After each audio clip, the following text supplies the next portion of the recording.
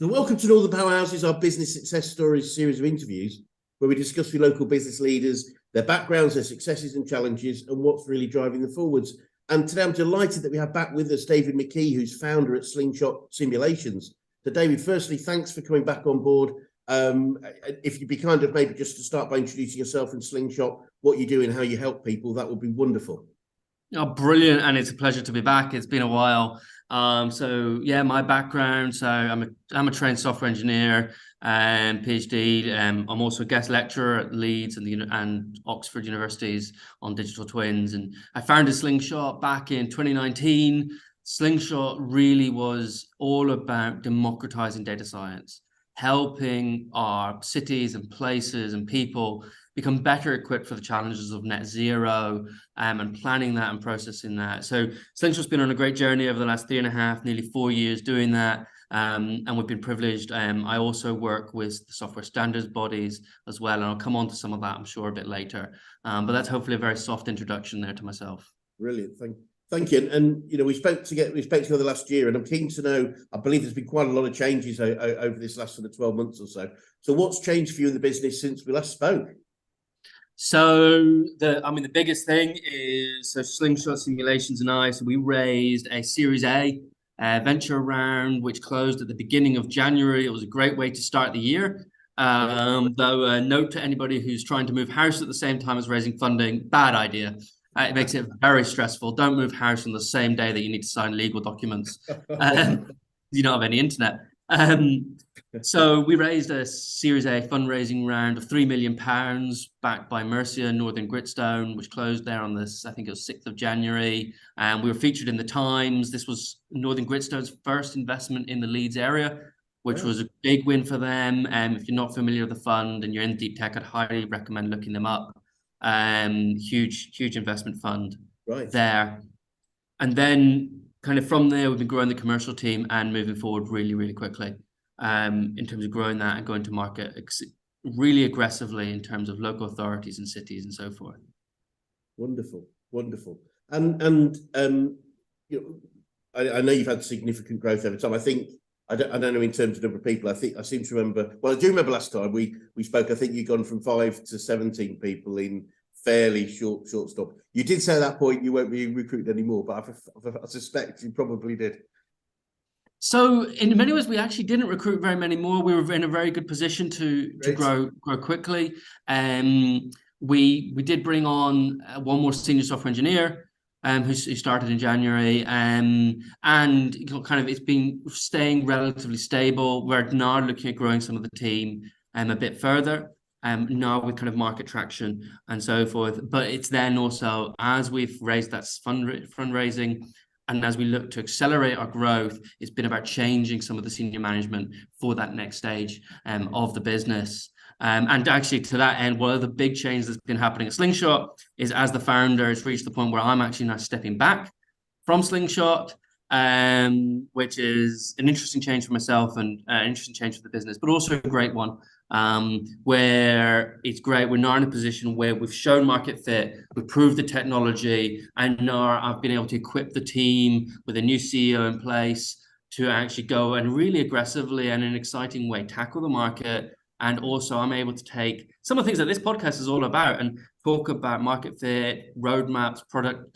discovery, product development with other small businesses and other businesses in the UK, Leeds City region in particular, and kind of support them on their growth journeys as well, which I'm really looking forward to. So taking a lot of the learnings we've done and helping other businesses do it even faster. Wonderful. Well, congratulations on that next step. And I can imagine that may have come with a certain level of soul searching, etc. Given when we're a founder, it's our baby, isn't it? So I guess that must have been quite. Did the decision come easily to you, or was it something that you wrestled with over time? It's one of those things where I went into knowing this process, and one of my mentors years ago said, you need to know what your get out plan is. Yeah. And if you don't have one, you're being naive. So I always went into this knowing that I had a get out time frame that was somewhere in the region of kind of 4 to 6 years, and we're coming up on 4 years. So we're kind of roughly there, and it was always going to be at either a Series A or a Series B, because you need a fiscal event typically to jump. And it's not, and I don't mean jump in terms of jumping ship. It's sort of, you need that fiscal event to allow things to move forward and happen. So there was sort of a timing of these things, but you're right, there is a level of soul searching, because you're letting go, you're letting it fly on its own, and it's exciting to see it doing so.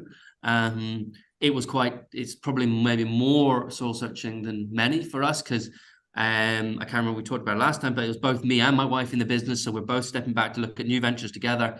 So it was a joint thing to move that forward. But it was the right opportunity at the right time to say, actually, Slingshot's ready. It's ready to move forward, and don't stay too long, because that's the biggest mistake you can make.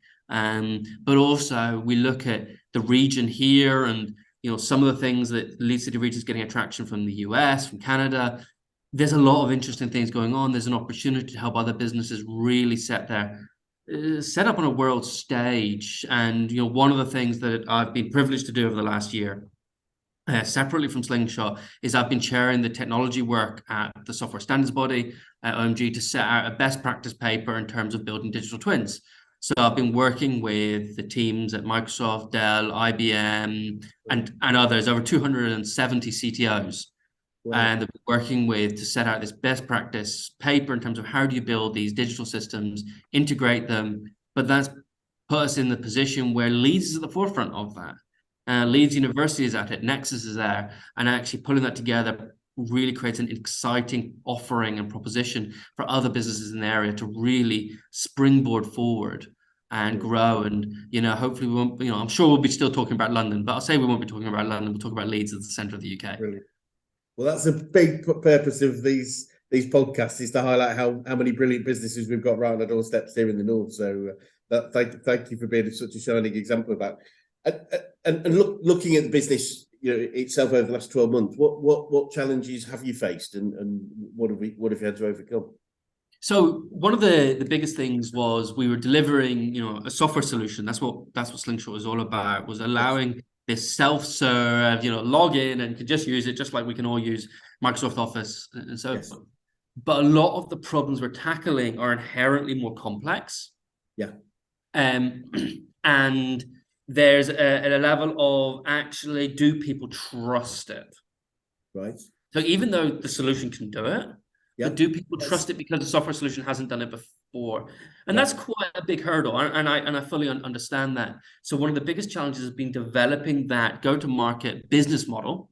For how do we deliver this in a way that fits the current way that our clients are working, but helps them go on a journey towards greater digitization. So one of the things is you'll hear a lot of advice, particularly from investors, will talk about, you have to be a software-based solution. We don't want to see consulting. We don't want to see services.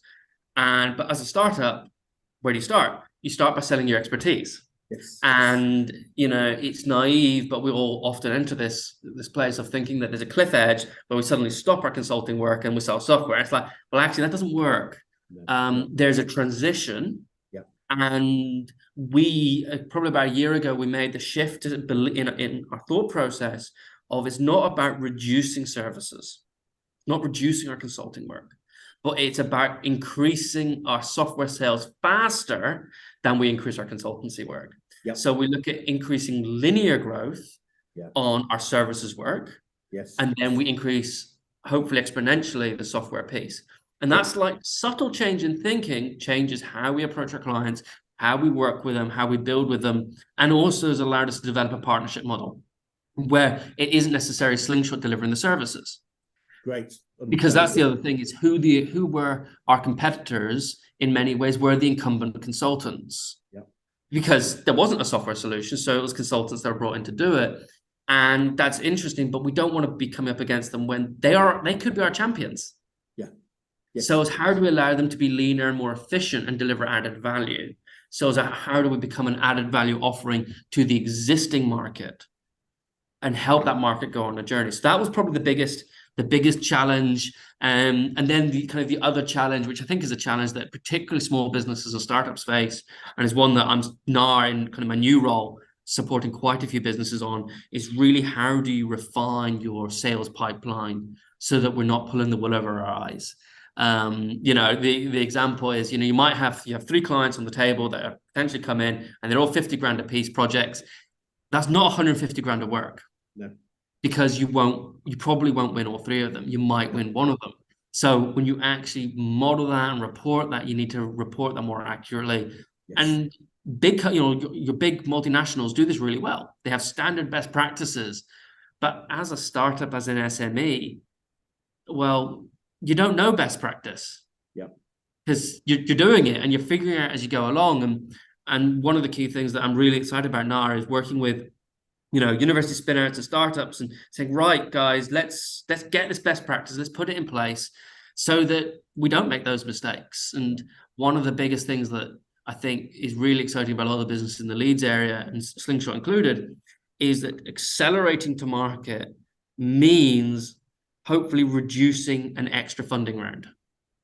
Okay. And that's what it comes, you know, as a founder, that's what you care about.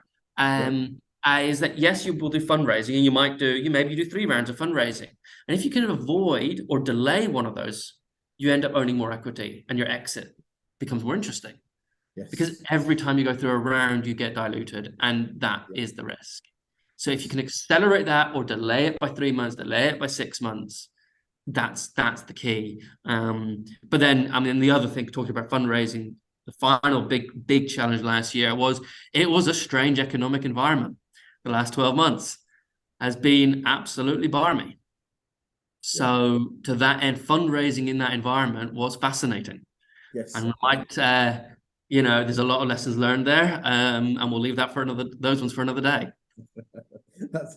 I can absolutely imagine it'd be good to, as you say, maybe do another talk on that. And obviously you mentioned some key wins, but for the businesses, have you any other? I mean, the wins you identified already are pretty significant, but what any other key wins that you'd like to share over the last 12 months?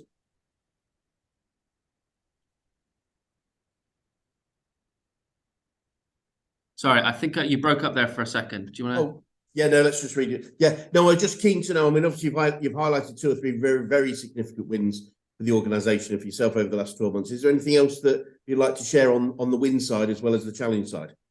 Yeah, absolutely. I mean, one of the biggest wins is the fundraising in that environment, and that is, you know, the biggest, as a founder and a CEO, the biggest sale you can make is your next fundraise. Yes. You know, and it is a sale. You're selling yourself and your business. So that absolutely was our biggest win, huge win. But then the other thing is, you know, you look at the team we've built an incredibly multidisciplinary team, with incredible staff retention, over the last few years. But then it's finding that market fit. You know, we've been featured in multiple papers and magazines. So recently we were featured in a journal which was propagated by Microsoft around net zero planning for smart cities. You know, so that came out, and I can share the link with you afterwards. It's free to read. So that was published there in April. You know, we were invited to showcase at IoT World Congress, where we had 15,000 people walking past our booth, and we were featured on the organizers' pavilion. So we were able to be in places, and for that one, for example, we can't afford to be paying for a pavilion at our size. You know, we can't afford that.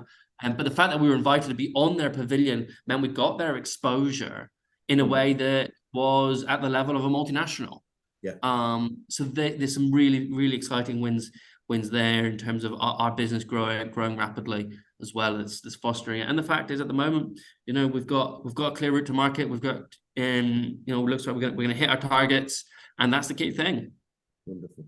Absolutely wonderful. And as an entrepreneur, I'm always keen to know how good you are at celebrating your wins. Probably not as good as I should be. I mean, I think the key there is it's remembering to celebrate the small ones. It's easy to remember to celebrate the big ones, you know. Yes. I think, but there's always something next. You celebrate that small win, but it's like, well, hang on a minute, I've got 101 other problems I need to deal with tomorrow. Or right now. It's like, yeah, but it's quite hard. I mean, I think one of the things that helps me the most is actually I stop. You know, at the end of the day, I've got a toddler daughter, and there's a point of the day where I stop. Yeah, great. And it's phone down, it's laptop down, because the next hour and a half is with my daughter. Lovely. And actually, that it's not about necessarily celebrating, but it's about the downtime. Yeah. And actually, that's, you know, and as you do that, you end up celebrating more because you end up more time to reflect. You think, actually, yeah, that was really cool. That was a really cool win for today. And that's, you know, that's the key, is saying, well, what was my, you know, what's the win? What's the objective to come out of today? What is it that I'm hoping to achieve? And you say, you know what, there's little wins every day. Yeah. I find it so important. I've talked to quite a few people recently about this. Is resilience is like a bank account. Is, for me, we've got to put the wins in, the celebrations in, before we withdraw on when difficult times come and we need to draw on something. We need to put something into the bank account. Otherwise, if we go into a dry well, then it becomes more and more difficult, I think. Yeah, absolutely. And you have to keep, you know, you have to keep feeding it as well. Yes.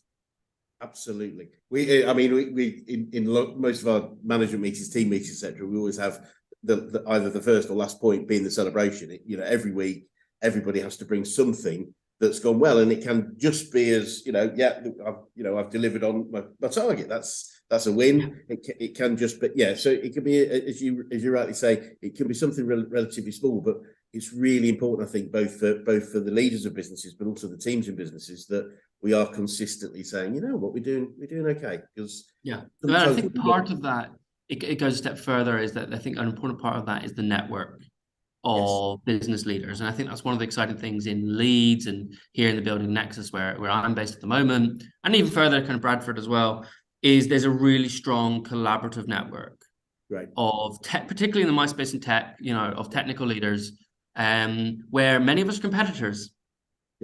But you know what, that's fine. You know, we know that they're there to support, because actually the world's a big place, and we can all coexist. Yeah, we'll steal each other's work every now and again, and you know, that's healthy. But actually, it's a very supportive ecosystem, and it's quite unusually supportive ecosystem, Leads, which is exciting. I think that's great. Yes, and you know, your point about competition. I in all the work I've done, I've never met two businesses that completely overlap. Yeah. You know, even if there's a strong overlap, there's always extra. So the collaboration piece can be around those edges, if you like, and yeah, it's much more not just enjoyable, but I think a lot more profitable to work on a collaborative approach to the competitive approach, because competition. Absolutely, and that goes back to kind of the way we refined our go-to-market, was how do we collaborate with the incumbents? How do we become something where it's added value? Yes. Because then in turn, that works the other way as well. Yeah, that makes absolute sense. So you know, from all those things that have happened over these last 12 months, what are some of the things, the learnings that you can draw from them, whether it's the wins or the challenges or both?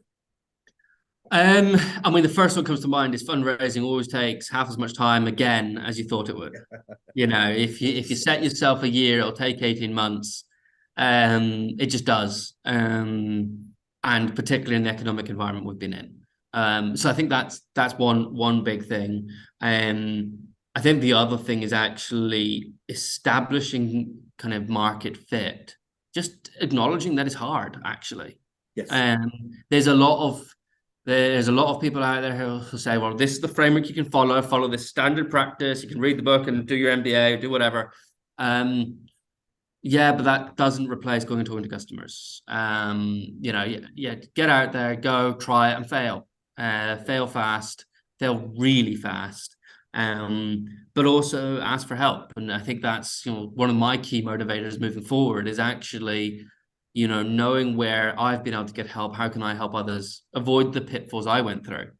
Great. Because, you know, there's a lot of pain that you have to go through and you know, some of it I think is warranted, and you kind of need to learn from some of it, because that's part of the startup journey. You have to have some of the scars to show it. Yes. Because you learn a lot from those. You learn a lot more sometimes from your mistakes than your successes. But that's, I think, the biggest learning is actually there's some really simple things about running a business that actually can be shared with a wider community, which I'm looking forward to doing. Brilliant, brilliant. And you may or may not remember, but I love picking up quotes or sayings. Is there any favourite quotes or sayings you're using a lot at the moment? I mean, I think the biggest thing I keep saying is the motivation when I'm talking to a founder is accelerate your growth to avoid that extra funding round. Right, love it. And that it makes sense. It makes sense to people. The other phrase that when I talk about what kind of the area I'm talking about, I often talk about doing things sustainably. And then I had to break it down into two parts, which isn't thought about very often. It's about building sustainable solutions and building those solutions sustainably. Yes. Okay. And those are two angles that you tend to do one of them and not the other. And just highlight the difference between those two. So I'll give an example. So you might build a platform to calculate. So we did a piece with the Rainforest Trust where it says which areas of the rainforest should you buy in order to stop it getting chopped down. And if you stop getting chopped down, you increase the level of carbon capture because mature trees have greater carbon capture than new trees. Yep. So, that is a solution for a problem, and it is very sustainable in nature. It's all around that. Yes. The question is, there's a lot of compute, there's a lot of data storage that goes into working that solution out. Yeah. So how are you actually building the thing? So are we using renewable energy sources? Are we using green data centers to build that software solution? Yep. So it's like, you might build a house and you say, oh, this is really eco-friendly. It's got solar panels, a wind turbine, you've got your water recycling, all those great things. Yeah, but the amount of carbon and emissions we burnt building the process means that it'll take you 150 years to return it. Well, that's not actually that's not a net zero solution. Yeah. So it's how do we bring both together? Brilliant. And as part of that, we helped kick off the Responsible Computing Initiative, which was a partnership with Dell and IBM. And that's one of the things I'm also really excited about. How do we do this responsibly moving forward? Yeah, wonderful, wonderful. I was at an investment event a couple of weeks ago in Leeds, and I know there was quite a lot of discussion around a business that doesn't have a sustainability strategy and policy is going to struggle moving forward from a position of investment, but also competition in the marketplace. It's in fact somebody I was speaking to yesterday, I think the day before, was saying, it was transport business was saying some of the tenders they have right now, sustainability comes probably second or third on the list, whereas 5 years ago it might have been 10th or 11th in terms of the importance of the tender and potentially above cost and price. Yeah, I mean, it is an interesting challenge because we look at sustainability, we'll think about ESG, and we always talk about the E. Yeah. Well, that's exciting, great. What about the other bits? So, another example, the piece we did around net zeros for smart cities was saying, I'll give one anecdote here is, okay, we want everyone to have electric cars. Yeah. Okay. Well, first of all, who can afford them? Yeah. So let's say, right, okay, you know what? We're going to fund and install EV chargers for free. Yeah. Great. That's a great idea. But the place you're installing them, can people afford the electric car in that area? Yeah. Okay. Because there's no point. It's a great benefit, but there's actually no point providing that benefit to the people who can't use it. Yeah. And, there's all these great, net zero interventions from transport planning to, you name it. But actually, if they're not thought of holistically in the world we live in, actually, it doesn't work. Yeah. Unfortunately, it could be the best idea in the world, but if it's not deployed in the right place in the right time, it doesn't work. And sometimes there's simpler solutions that might not in themselves sound sustainable, but actually have a bigger impact. And I was talking to someone, this is probably, I think it was in December, and this was around Liverpool, saying actually they were looking at EV buses and all of that, and they worked out that actually it was a much more cost-effective and impactful result if they changed the bus route. Right. So rather than, yes, longer term, they want obviously electric buses and so forth, but some of the communities outside the challenge wasn't actually that the buses were, petrol, diesel, whatever. It's the fact that people were actually catching 2 or 3 buses to get to where they were going. Right. And they needed that. If they had a more direct bus route, they had a massive 70% impact on emissions. It's like, oh yeah, that actually you can impact that change tomorrow. Yes. Yeah. At very little cost. Yep. And you can build a business case.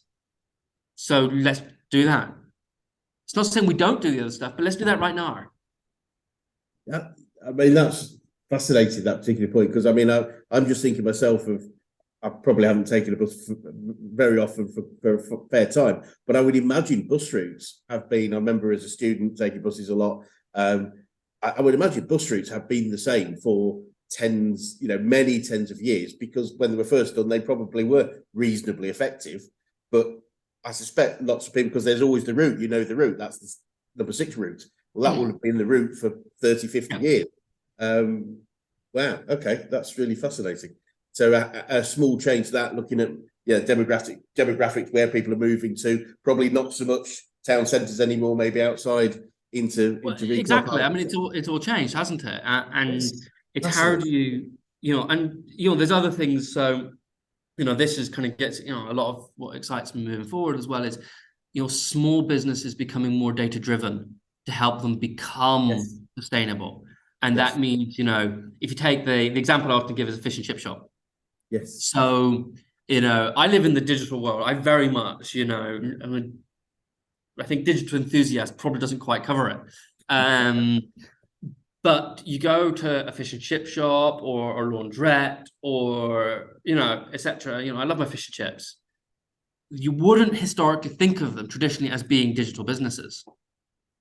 No. But what is it that drives their business? It's the number of people who walk through the door. Yeah.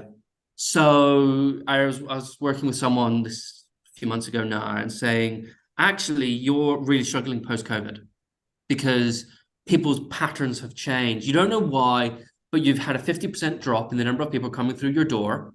Yeah. Okay, well, that means you might go out of business. That's a problem. You're my local fish and chip shop. I'd rather not get in the car. I'd like to be able to still walk to my local fish and chip shop. So quite a biased opinion here. I'm really keen to make this work. Brilliant. As I'm sure we all are.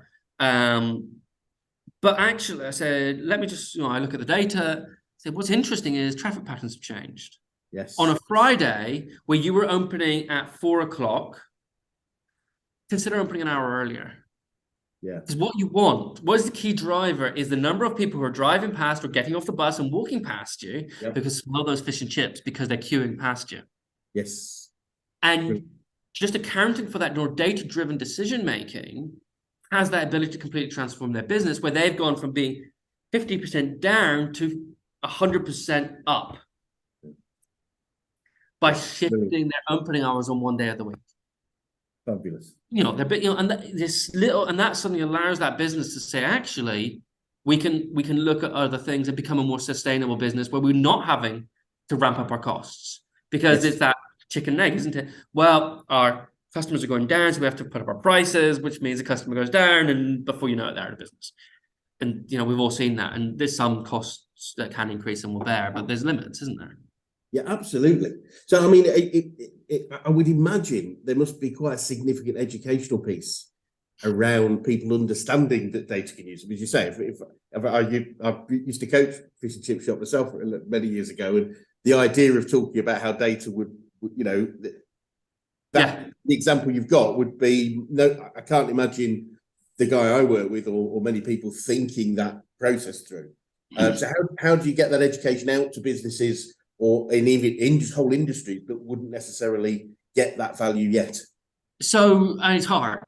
Yeah, I can imagine. It's really hard, because it is one of those things that they're not in the normal places that I would go in terms of where I find my clients. Yes. They're not there.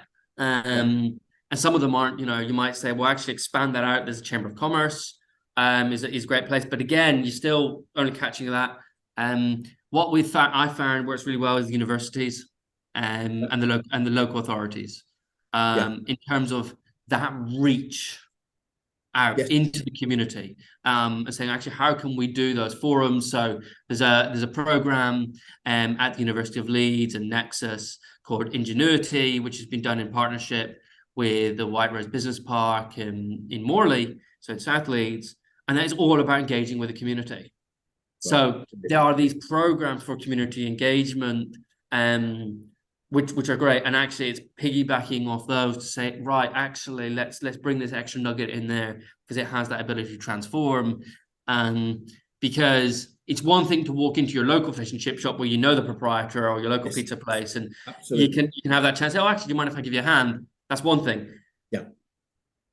I'm not sure that I should just walk into random fish and chip shops. It's probably not very healthy for me. But it's not the right way to approach it. So local authorities, I think, play a big role in that in particular. Yeah, great. Yeah, that makes a lot of sense.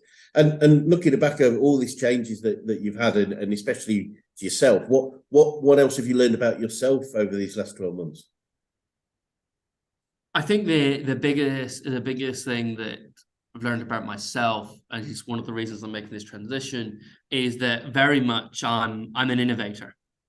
Yes, I do some work for some multinationals and so forth, but I live at the cutting edge, the dangerous end of the stick. That's where I live, helping startups, helping companies who are kind of at the bit where it is riskier. That's what I love. It makes life more interesting, more exciting. Working with those technology businesses or those businesses who want to become one or want to become digitally enabled. That's exciting, that's interesting, and it's hard work. Yeah. But what the exciting thing is, Cameron was talking with Dell, and one of the interesting things that I'm getting some support from one of their CTOs said, you know what, we might be able to generate an extra $10 million of revenue, but if you can generate 10,000 for an SME, they'll be much more thankful. Yep. Yeah, absolutely. Absolutely. It's such a tough place to be, isn't it? I remember, doing what I do, supporting typically SMEs, moving up. And I remember in my own business, and we had to get to, we ended up, before we sold, we got to 12 million turnover. And just at that top end, that sort of last year or two, we became of interest to some of the large management consultancies. We were starting to get, the bottom of their sweet spot. But for me, it's always been, well, you've got the hard yards are getting there. They're actually getting to the first million, never mind the 10th million. And SME businesses need that level of support. It's absolutely fundamental because too many. And it's that first. It's that I remember when the first invoice. I've got it framed the first time a customer paid, and it wasn't much. I had the first time they paid a £20 subscription. I've got that literally 20 quid. Brilliant. I mean, that's cool. That's what it's about. It's actually because that 20 quid can become 200, which can become 2,000. And for some businesses, it's about how do we make it sustainable to pay the bills. Yeah. And that's, it's not always, and this is, I think, a mistake that a lot of startups make, is that it's not necessarily about high growth. There's a great business over in Saltsman and Bradford that I was talking to, and they've been around for decades. I won't say who they are, but they've never taken investment, and they've grown on average 30% a year. Yeah, linear growth. They're multinational now. They're phenomenal, but it's been that sustained, steady growth. It's not that hockey stick curve that we all read about. Yep. It didn't need to be. And I think there's sometimes actually, depending on that exit strategy of what you want. Yeah.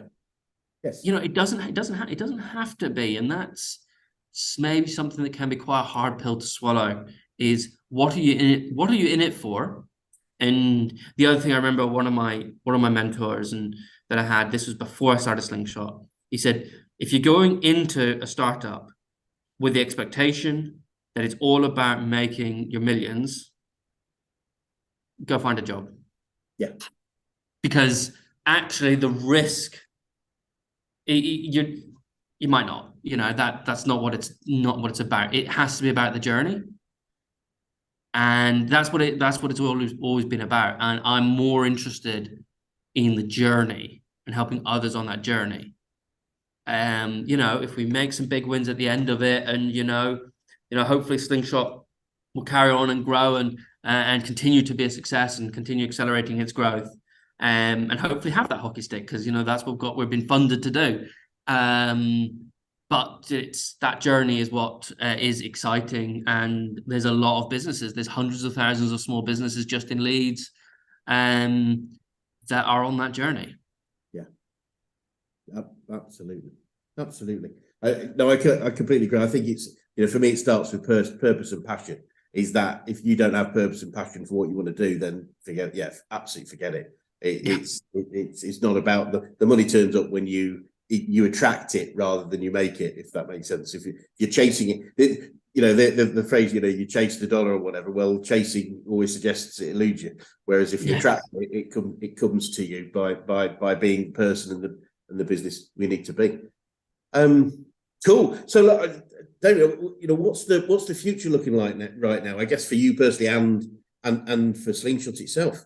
So, I mean, starting with Slingshot, we've got a new team in place leading it strategically. I'm stepping back. Brilliant. So still there in an advisory capacity. And Slingshot's next steps, we've defined a really focused proposition, which is around helping local authorities reach their net zero targets, because that is the problem the world is facing right now. Yep. Right, if we look at 2030, we're halfway through 2023. That means we've not got very long to do something about some of this. So how do we reduce that time frame, speed up, go to market really, really fast? That's what Slingshot's doing. There's 400 local authorities roughly in the UK, and we're talking to them. We're going there. We're then expanding. Probably this time next year, we'll be in North America. We're looking at 23 cities there as a starting point. So real rapid growth there, but with a core focus. There's a lot of other things we can do. There's a lot of other things we set out to do. But this is our core, niche area where we're going after, working with partners, working with a lot of the consultancies and the expert service providers, the construction companies, the ACOs, and so forth. So that's where Slingshot is focused. A really exciting time, and the invitation is there. If businesses, local authorities are looking at understanding the net zero journey, Slingshot is there to help them do that and accelerate them on that. So I'm really, really excited about Slingshot's growth there. For me, I'm currently, over the next, few months, weeks, I'm building a portfolio of companies I'm supporting. I've only got so many hours in the day, apparently. So last time I checked, it's 8 working days in a week. That's right, yeah? Well, I'm not sure that one. You're not sure of that one? Okay, maybe I better check that. So it's about building that diverse portfolio of really exciting and interesting companies who want to grow, want to go on this journey, and say, you know what, let's go on it together. So I'm looking forward to finding, hearing from new businesses, people I don't know, because it's amazing what's out there. And I'm looking forward to hearing from those and partnering with new people and new businesses to help them go on an accelerated journey that that I've been on and still I'm on with Slingshot. And so it's about kind of helping more people have that success. Wonderful. And are there any sort of new initiatives that we should be looking out for, you'll be launching, that we should be looking out for this year? I am sure there will be. So I would say, watch the space. There's some exciting work going on with the Digital Twin Consortium that I'm helping lead. And from a software standards perspective, we've got a white paper coming out in the next few weeks around best practices. And then we're setting up some really exciting use cases around, all I'll say is some big sporting events that will be happening in the next 5 years. So there's some interesting stuff going on there. Wowzers. Sounds great. Well, we'll make sure we watch this space. It'd be great to catch up with you again in maybe another 12 months, and maybe also Slingshot. Absolutely. So yeah, looking forward to it. And I'm in Leeds. I'm around and they're talking to businesses all the time. Always happy to have a coffee with anyone as well. Brilliant. And so for anyone watching that'd like to contact you or the company, what's the best way to do that? Contact me direct is LinkedIn is probably the best best place. I will apologize in advance if it takes me 2 or 3 days to get back. Just as I probably get about 100 messages a day on there. For Slingshot, again, LinkedIn is a good one, but I would actually probably go direct via the website. Because if you go direct via the website, it'll go to the right person quite quickly. So it'll go to the appropriate place. So yeah, website for Slingshot, LinkedIn for myself. Brilliant. Well, David, thank you so much for spending the time with us. It's been really an absolute pleasure. Exciting, I think is the right word, and inspiring. So really, thanks a lot. And as I say, maybe we'll catch up again personally, but maybe with Slingshot at some point in the future, just see what the future has delivered. Absolutely, looking forward to it. Thanks, David. Bye-bye.